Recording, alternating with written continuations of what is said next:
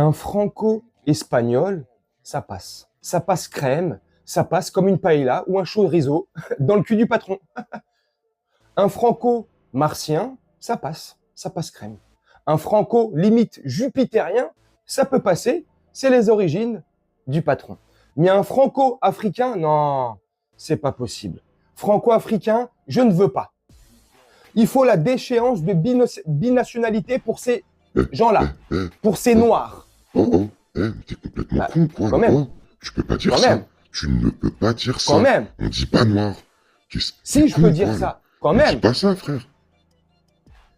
Salut tout le monde, j'espère que vous allez bien et que vous portez bien. Monsieur Fuck You, Monsieur Fush, Laurent Fuchs, je sais pas comment ça se dit là, bref, a tenu des propos qui, à mon sens, sont un peu borderline, si ce n'est, il a franchi la frontière de pas mal de kilomètres. Mais bon, chacun ses ressentis, chacun ses goûts, chacun interprète à sa façon, hein, comme je dis souvent. Mais là, sincèrement, de confondre un continent et un pays, c'est quand même grave. Parce que monsieur fuck you, là, je sais pas si vous êtes au courant, mais l'Afrique, c'est un continent. C'est pas un pays. Donc, franco-espagnol, ça passe. Franco-sénégalais, ça passe. Franco-mauritanien, ça passe. Franco-congolais, ça passe. Mais franco-africain, ça coince. Mais qu'est-ce qu'ils sont débiles. Mais qu'est-ce qu'ils sont cons. Alors, si je dis pas de bêtises, monsieur fuck you, il est apparenté modem. Il est au milieu, il sait pas où se placer, lui. Bref, il est apparenté modem.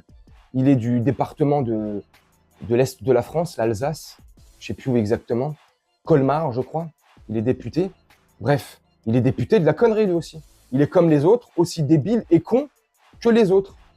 C'est débile. Donc, un franco-espagnol, ça me dérange pas, ça va. Un franco-espagnol, il peut diriger et avoir des places importantes en France. Pas de problème. Un franco-chinois, ça coince. Un franco-africain, ça n'existe pas. Un franco, tout ce que tu veux, en Afrique, franco-algérien, franco-sénégalais, franco-malien, jamais de la vie. En gros, ils disent... bref, regarde, écoute-le parler. De l'autre côté, finalement, c'est plutôt rassurant parce que le masque tombe à présent. Les masques sont tombés. Les personnes qui vraiment lisent, écoutent cette conférence de presse doivent être consternées comme moi et doivent se retourner vers quelque chose de plus solide, de plus concret. Ça va être bien pire qu'avant. Regardez la question des binationaux, par exemple. D'abord, c'est impraticable. Voilà. Et ensuite, je pense qu'un binational franco-espagnol, c'est pas la même chose qu'un franco-africain. Moi, je suis délégué général de l'Assemblée parlementaire de la francophonie. Quelle image va-t-on avoir dans le monde? Pourquoi il dit pas directement qu'il aime pas les Renois? Ça ira plus vite. Hein. Trouver des excuses à 2 francs. Bref, il réagit aux propos de Jordan Lamerdella, Jordan barre-toi de là, s'il te plaît. Il réagit à ses propos parce que, tu as vu, il avait dit que au poste à haute responsabilité, les binationaux, c'était terminé. Sauf que le Jordan Nutella, il n'a pas précisé que ça s'appliquait pas aux franco-israéliens. Non. Voilà, c'est tout. Tout ce qui est franco-truc, jamais plus aucun poste à haute responsabilité. En gros, c'est ce qu'il veut dire. Mais moi, je te lis en sous-marin et je te lis entre les lignes ce que ça veut dire. Enfin, à mon sens, je te dis, je suis pas la science infuse, hein, mais à mon sens, qu'est-ce que ça veut dire? En gros, ça veut dire qu'il ne veut surtout pas de noirs ou d'arabes à des postes ultra importants dans notre société, c'est-à-dire la France. Tu me dis si je me trompe ou pas. Est-ce que j'ai raison? Est-ce que j'ai tort? Comment j'interprète les choses, moi? Mais franchement, et je vais te conclure la vidéo là-dessus pour pas que ce soit trop long, c'était juste histoire de réagir à ça. Et franchement, on a l'impression que la parole est complètement décomplexée. Quand je dis la parole, c'est la haine, en fait. La haine de l'autre, le racisme est en train de se décomplexer à vitesse grand V, et c'est très inquiétant. Non, franchement, c'est très inquiétant. Comme j'ai vu une vidéo, si je te trouve l'extrait, je te mettrai derrière, mais un livreur, il y a quelques jours, j'ai vu ça sur X, sur les réseaux, ouais, sur X, il y a un livreur noir qui partait livrer un client à lui dans un immeuble. Et là, il se fait alpaguer, il se fait arrêter par un espèce de connard, un voisin de l'immeuble, du quartier, du village, j'en sais rien, et qui lui dit tout de suite où vous allez. Et le livreur lui dit, bah, monsieur, vous voyez bien, je suis livreur, j'ai mon camion, j'ai un colis, je vais livrer. Et le mec, il lui dit, tu passeras pas.